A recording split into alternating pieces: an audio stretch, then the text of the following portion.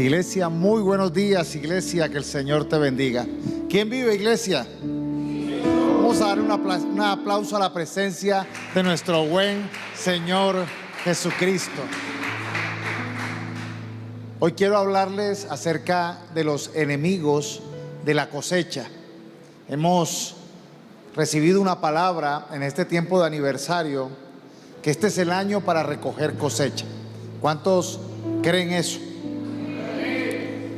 Juan 4:35, Jesús les dice a sus discípulos que levanten los ojos, que despierten, que los campos ya están listos para la cosecha. Juan 4:35. Y hoy nosotros necesitamos mirar cuáles son esos enemigos de la cosecha, entendiendo que la cosecha son todos esos sueños, esos buenos propósitos, esos grandes planes que Dios tiene para nosotros. Y necesitamos nosotros estar atentos a que esos planes los podamos conseguir, los podamos alcanzar, pero identificando también cuáles son esos obstáculos que se pueden interponer o que pueden hacer oposición para no poder alcanzar esa gran cosecha. Por eso hoy voy a hablarles de 5 enemigos de la cosecha que son, y quiero que hoy usted salga con un trabajo mental de poder reconocerlos. 5, no es tan fácil acordarse de 5. El desánimo. ¿Cuál es el primero? Desánimo. Segundo, el temor. Tercero, otra vez con D, las distracciones. El cuarto, la pereza. Y el 5, los ataques espirituales que vienen como consecuencia de alejarnos de Dios. Ese es el más largo. Vamos a ver cómo está la mente. Primero, desánimo. Segundo, los miedos, sí, o el temor. Tercero, distracciones. Cuarto, pereza. Quinto, ataques espirituales. Cuando vamos a comenzar con el primero, el desánimo.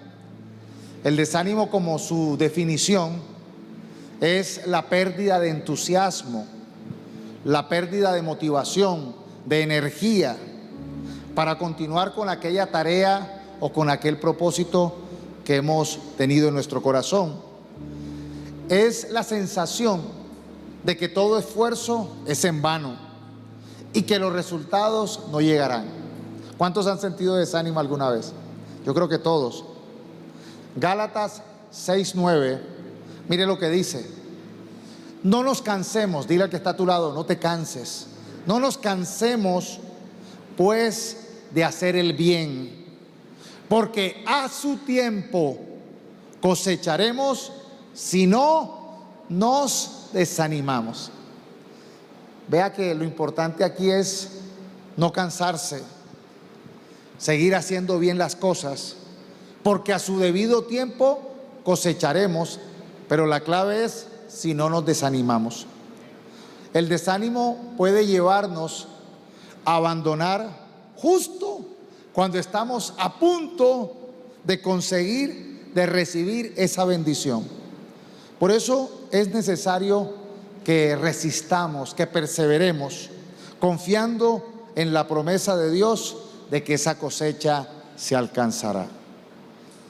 Según estudios, según datos estadísticos, el 70% de las personas que inician un proyecto como un negocio, un emprendimiento, abandonan en los primeros 2 años.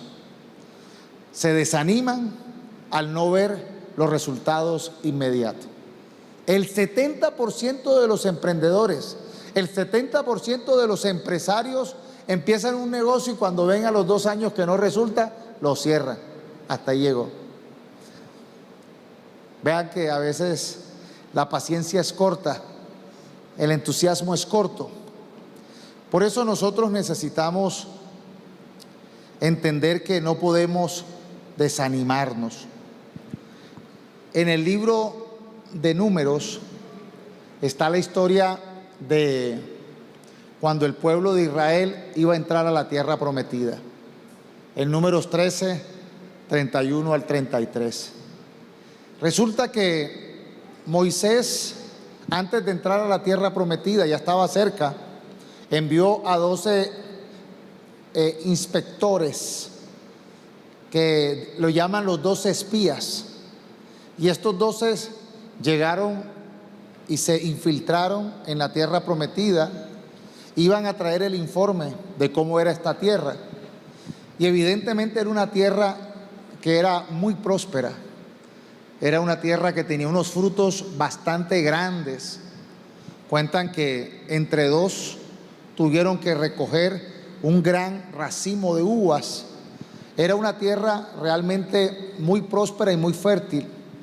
Pero dice que cuando regresaron, 10 de esos 12 espías o inspectores llegaron con un informe negativo y empezaron a compartir ciertos rumores, empezaron a esparcir comentarios de manera de murmuración. Pero Caleb les ordenó que se quedaran callados y Caleb les dijo: vamos a conquistar ese territorio, podemos hacerlo. Mire la actitud de Caleb.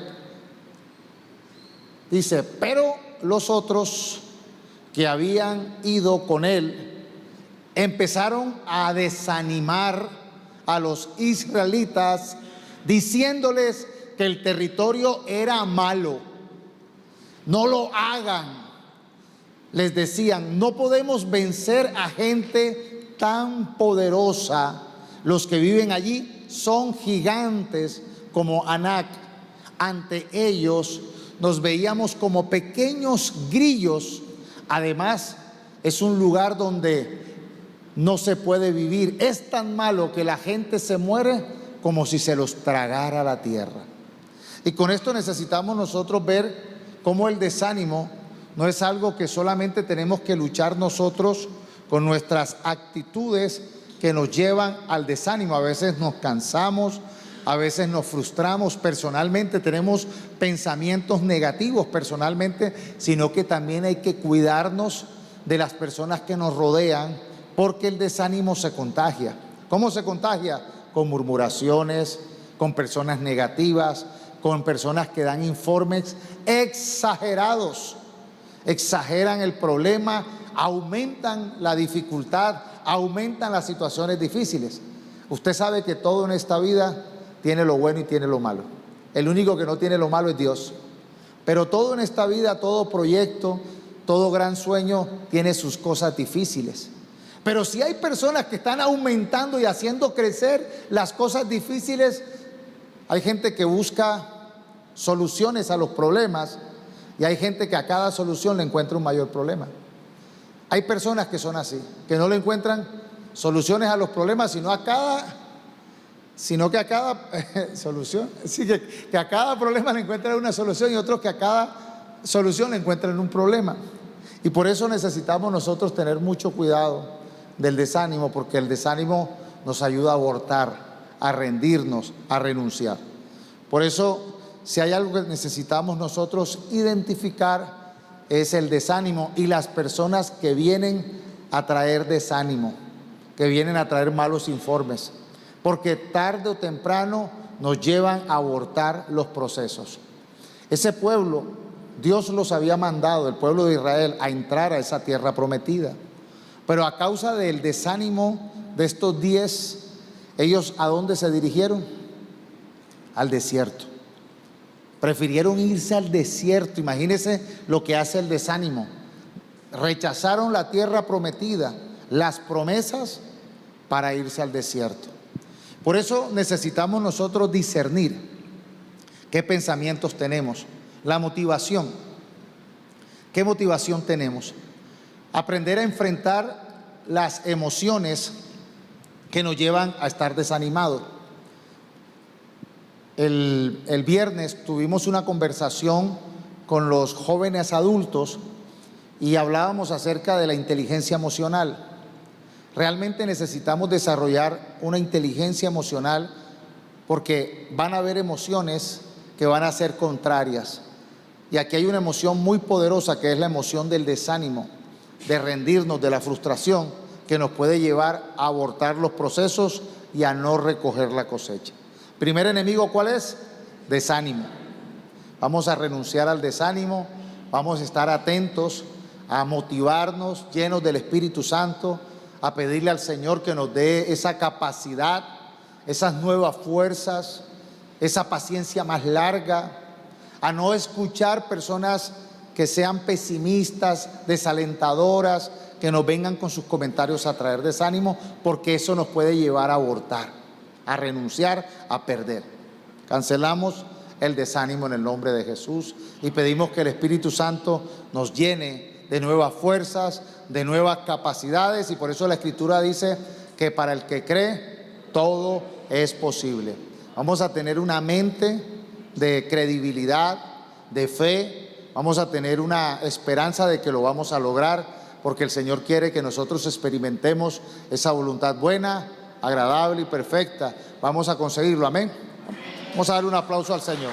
Vamos a conseguirlo en el nombre de Jesús. Segundo enemigo,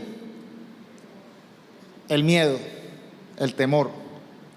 El miedo es una emoción que nos paraliza y nos impide actuar. Puede ser el miedo al fracaso, puede ser el miedo al rechazo, o incluso hay personas que le tienen miedo al éxito. Nos hace dudar de nuestras capacidades, del plan de Dios y de la voluntad buena, agradable y perfecta que Dios tiene para nosotros. Y así como, siguiendo la idea de que el Señor nos invita a que este es el año de la cosecha, imagínese usted un agricultor que por temor a que venga una plaga y le destruya su plantación, o por el temor de que de pronto no llueva o llueva en abundancia, o la naturaleza cambie como está tan cambiante, se resista a sembrar, realmente ya fue derrotado. El miedo hace que las personas muchas veces, antes de enfrentar los sueños, de enfrentar las pruebas, renuncien. El temor muchas veces estimula ideas que nunca van a suceder. El temor es un muy mal consejero. La gente a veces teme de cosas que le van a sobrevenir, que nunca llegan. Por eso, si hay algo que nosotros necesitamos enfrentar, es el tema del temor. Según estadísticas, el 60% de los emprendedores enfrentan el miedo al fracaso. Ahorita hablamos del 70%, ahora el 60% enfrentan el miedo al fracaso, lo cual les impide asumir riesgos necesarios para el crecimiento de sus proyectos.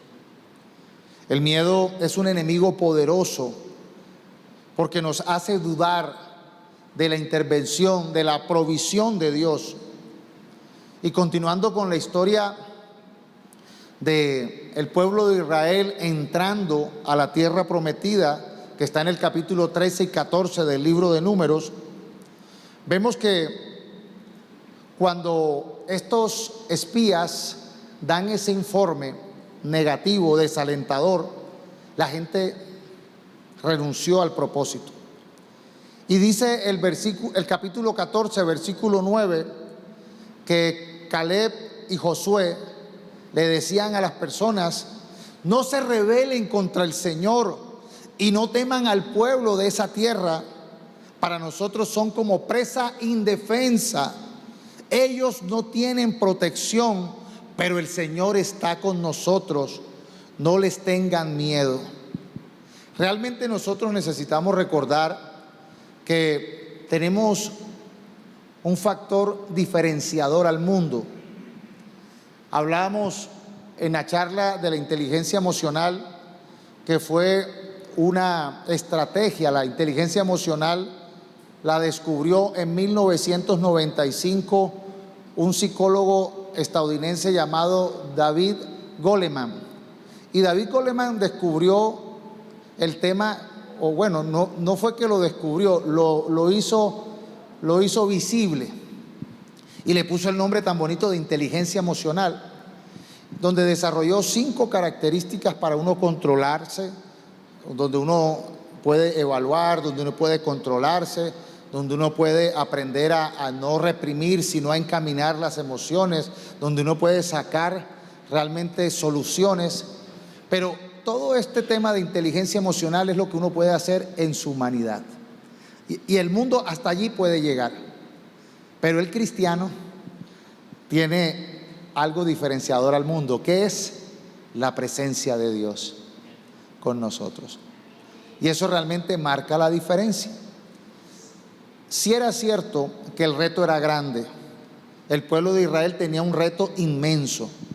Ellos venían de ser esclavos en Egipto, no tenían entrenamiento militar, ni tenían gran tecnología, eran un pueblo de esclavos que ahora venían a tomar una tierra prometida sin ningún entrenamiento previo, sin ninguna tecnología previa. Humanamente estaba muy difícil o era imposible llegar a ellos despojar a unas personas que ya estaban allí, fuertes guerreros, ciudades amuralladas.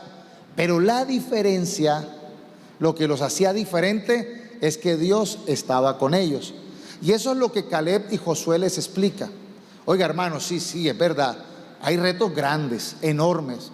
Puede que sobrepasen nuestras capacidades. Claro que sí, Dios a veces tiene unos metas y unos planes inmensos, enormes, que sería imposible si Él no fuera con nosotros. Pero la diferencia es que cuando Dios va con nosotros, cuando tenemos la unción del Espíritu Santo, cuando llevamos el poder y la autoridad del nombre de Jesús, es posible. Y es allí donde nosotros necesitamos enfrentar el temor. Obviamente el temor es una emoción natural de todos los seres humanos, sirve para sobrevivir, sirve para uno darse cuenta de que hay situaciones peligrosas, sirve para no ser extremadamente confiado. Hay un temor bueno, pero hay un temor paralizante, hay un temor que te ayuda, que te paraliza, que te frustra, que te arruina, que te aconseja muy mal. Y es allí donde nosotros necesitamos, como dice la segunda carta de Tesalonicenses, que Dios no nos ha dado un espíritu de temor, ni de cobardía, ni de timidez, sino de amor, de poder y dominio propio. Quiere decir que aún que estemos presas del temor, aunque las circunstancias digan, está difícil la cosa, está imposible.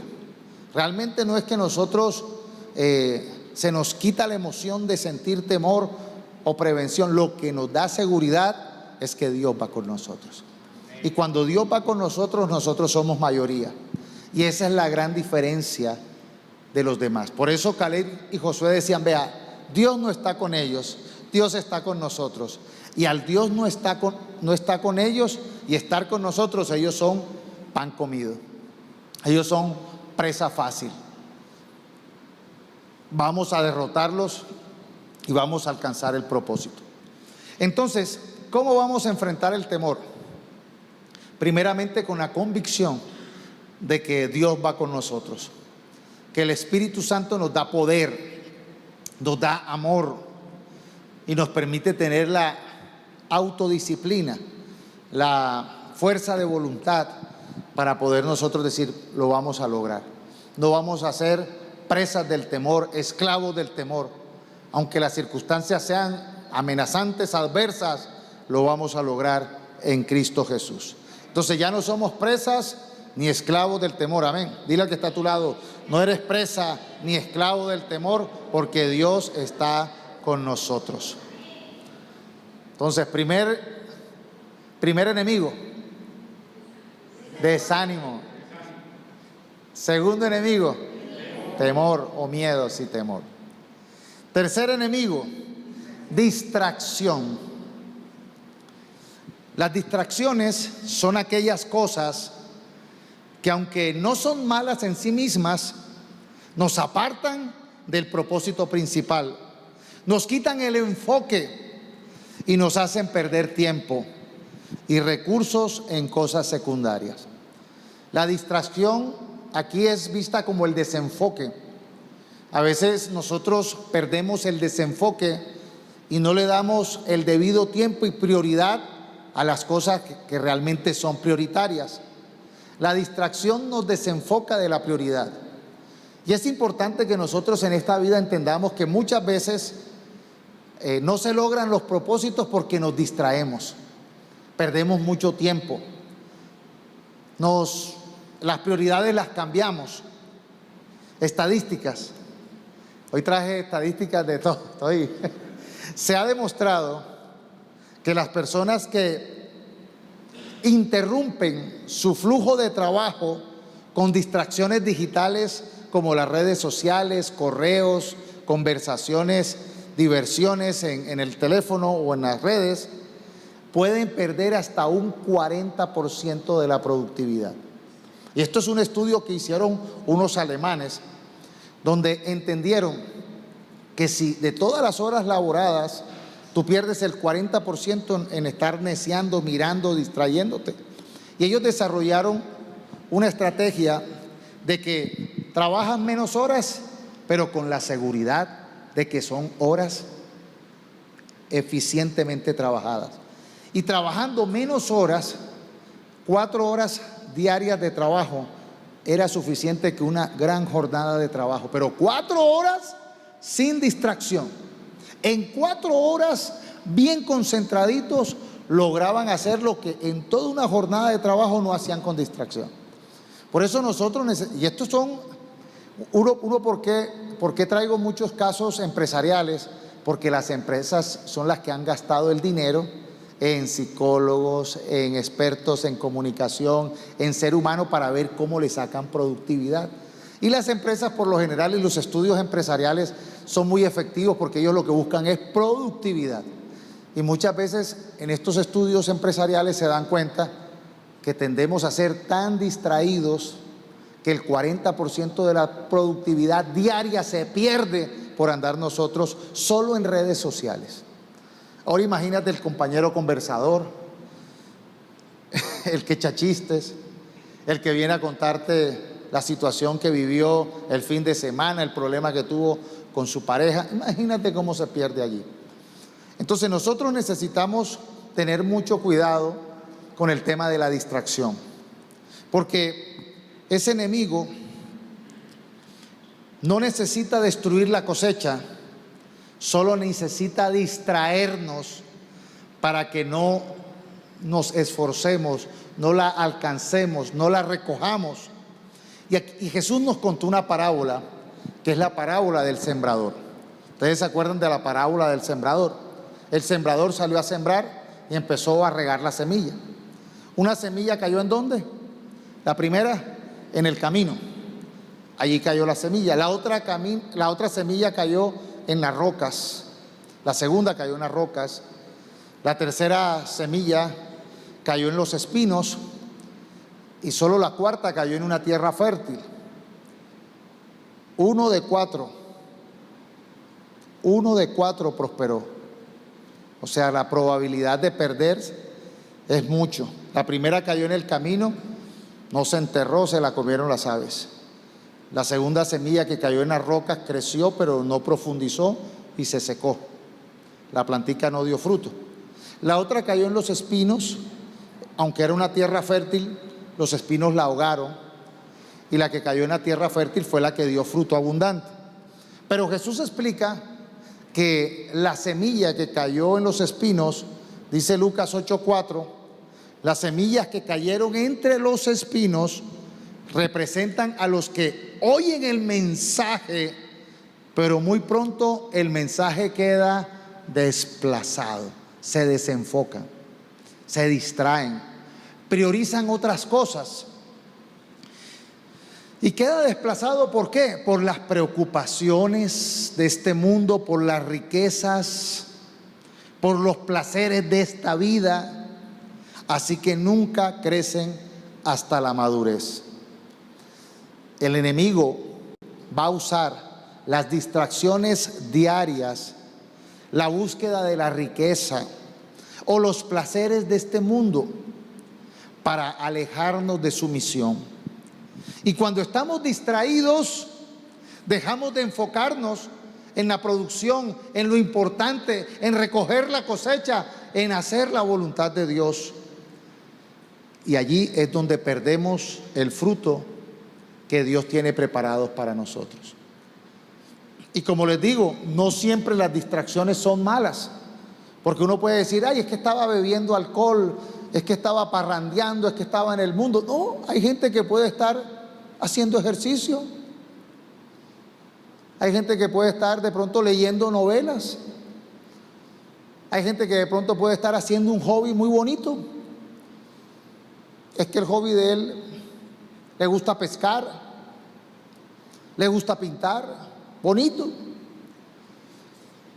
Pero el hecho es que las distracciones en exceso te llevan a perder el enfoque. Uno, por eso es que les decía yo, se pierden las prioridades. Pues entre las prioridades está el ocio, la recreación. Eso es algo que todos necesitamos, un tiempo de ocio, un tiempo de diversión, un tiempo de reírnos, un tiempo de pasear. Claro, eso es bueno. Un tiempo para ir a pescar, un tiempo para ir a dibujar, claro, el que le gusta. Eso es necesario. Bueno, pero hermano, yo conozco personas que usted no nació para pintor, usted no nació para pescador, esa no es su profesión. Usted no nació para instructor de gimnasio, entonces ¿qué hace tanto tiempo metido allá? Entonces a veces nosotros nos desenfocamos en las prioridades. Hay gente que está bien que descansemos, está bien que durmamos, pero hermano, no hasta el mediodía. Y después se levanta a hacer la siesta. Entonces, ¿qué productividad va a haber si nosotros nos distraemos?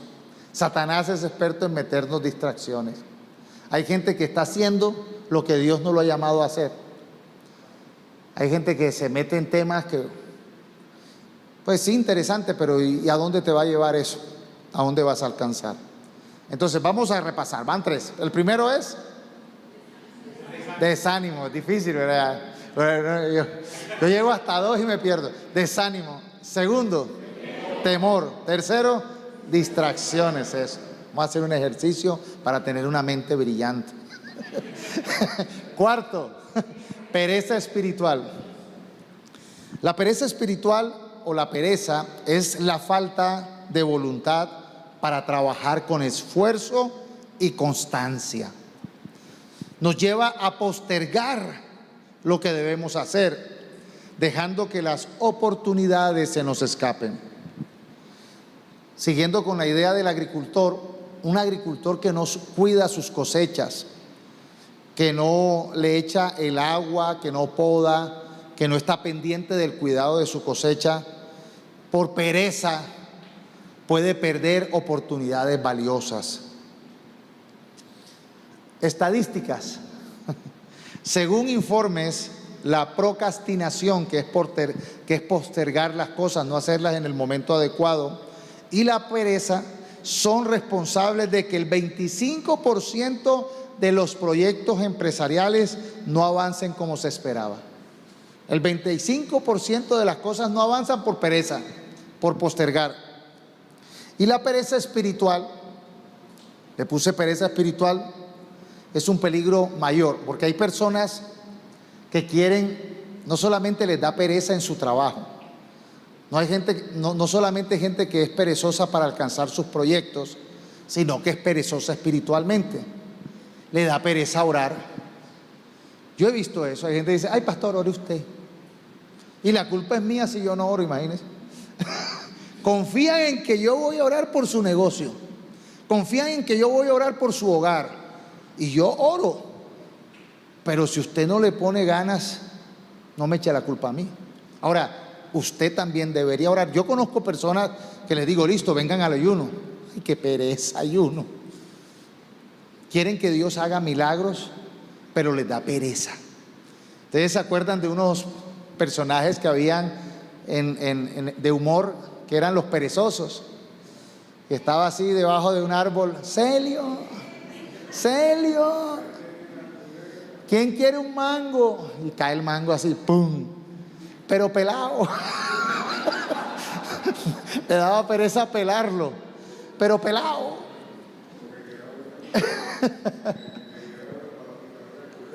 Es porque ahí viene una. Bueno, hermano, estamos en la prédica. La pereza espiritual nos lleva a que nosotros realmente, pues yo creo que la pereza espiritual es la madre de las perezas, porque le da hasta pereza clamar a Dios, y de eso hay que cancelarlo, hermano. Uno muchas veces puede vencer la pereza orando. Pues primero, uno dice, Señor, quítame esto. Hay un espíritu que está en la Biblia y es una palabra extraña, estupor, que habla de pereza, de adormecimiento. Realmente hay personas que tienen ese espíritu de pereza, de adormecimiento. Parece que, o sea, aparte de que son flojos, porque la flojera es algo que le va ganando uno el cuerpo. El cuerpo se vuelve perezoso, por eso uno tiene que hacer ejercicio, por eso es que uno tiene que luchar contra la corriente. Pero cuando uno está en esa zona de confort, se vuelve perezoso y le cuesta más romper ese estatismo, esa parálisis.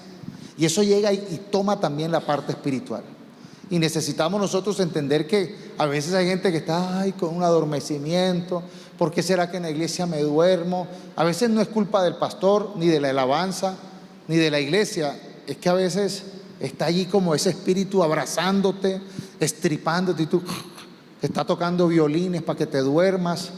Y necesitamos nosotros orar y decir, se va la pereza, Señor. Dame diligencia, dame esfuerzo.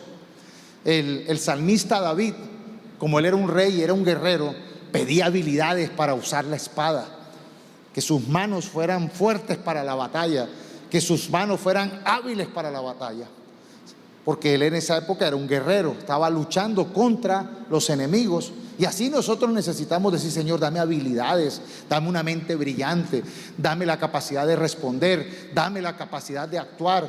Si depende de la actividad o oficio que yo haga. Si soy médico, Señor, dame la capacidad de entender, de sanar, de conocer el cuerpo. Dame la habilidad de hacer, si hago cosas con mis manos, de que me queden bien hechas. Dame la capacidad de vender. Entonces, por eso le puse pereza espiritual, porque creo que es el colmo de las perezas. O sea, hay una pereza que todos tenemos, o con la que tenemos que luchar, que uno no se quiere levantar, que a veces... Pero hay una que es más peligrosa cuando espiritualmente estamos rendidos. No queremos venir a orar, no queremos ni... Es que vamos a orar y uno ni le salen las palabras. Y cuando usted lee los textos de la pereza, los proverbios dice que el perezoso hasta le da pereza meter el cubierto en el plato y llevárselo a la boca. Hasta allá llega la pereza.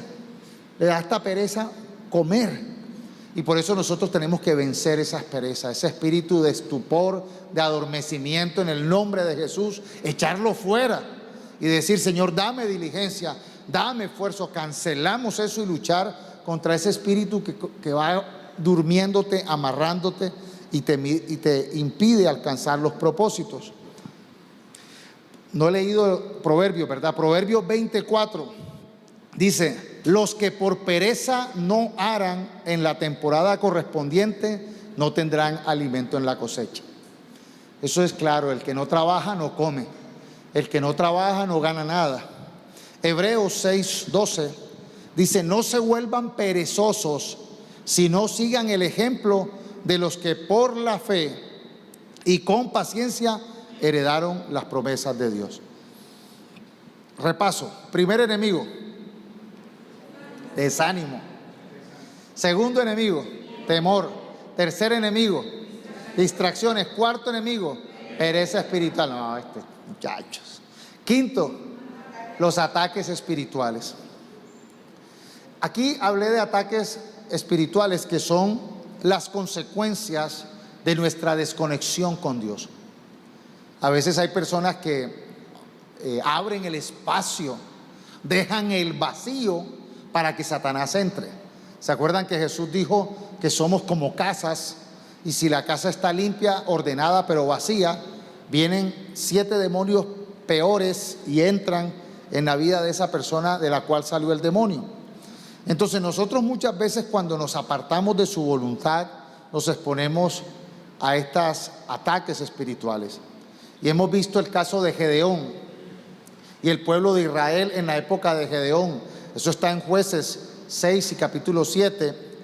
Y dice que los israelitas hicieron lo malo a los ojos del Señor. Entonces el Señor los entregó a los madianitas y durante 7 años los madianitas eran crueles, que los israelitas hicieron escondites en los montes, en las cuevas y en los lugares fortificados. Cada vez que los israelitas sembraban sus cultivos, venían saqueadores de Madián, de Amalek y del pueblo de Oriente y atacaban a Israel. Acampaban en territorio israelita y destruían las cosechas hasta la región de Gaza. Se llevaban todas las ovejas, las cabras, el ganado y los burros y dejaban a los israelitas sin qué comer. Muchas veces nosotros abrimos puertas, viene la pobreza, viene aquel que destruye la cosecha de manera espiritual porque nos alejamos de Dios, porque hacemos lo malo, somos testarudos, no seguimos la línea de la bendición del Dios que provee, sino que nos vamos por caminos extraviados. Repasamos otra vez: desánimo, miedo, distracciones, pereza, ataques espirituales por la desconexión con Dios. Y concluimos con esto: la mejor manera para ser fructíferos es acercarnos a Jesús.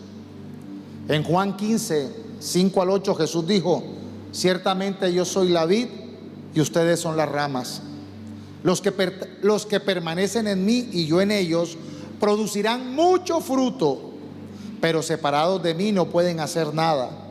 El que no permanece en mí es desechado como una rama inútil y se seca, y todas esas ramas se juntan en un montón para quemarlas en el fuego. Si ustedes permanecen en mí y mis palabras permanecen en ustedes, pueden pedir lo que quieran y les será concedido. Cuando producen mucho fruto, demuestran que son verdaderamente mis discípulos, y esto le da mucha gloria al Padre. Entonces, lo más importante es que podemos nosotros recibir a Jesús y su palabra, y con él el propósito del Padre es que demos mucho fruto, es que alcancemos esa cosecha. Identificando estos 5 enemigos, pero pegándonos al Señor, somos libres de todo ataque espiritual, somos libres de toda pereza, somos libres de toda distracción, somos libres del temor y del miedo, y somos libres del desánimo, porque la presencia poderosa del Señor está con nosotros para alcanzar ese fruto. Padre, te damos gracias porque podemos contar con tu bendición. Tu propósito es que demos frutos abundantes, y pedimos, Señor Jesús, que tu presencia nos traiga sabiduría, libertad, poder para alcanzar el propósito que tienes para nosotros. Estamos aquí, Señor, dispuestos a que se cumpla tu palabra en nosotros para alcanzar ese fruto, en el nombre de Jesús. Amén y amén. Dale un fuerte aplauso al Señor.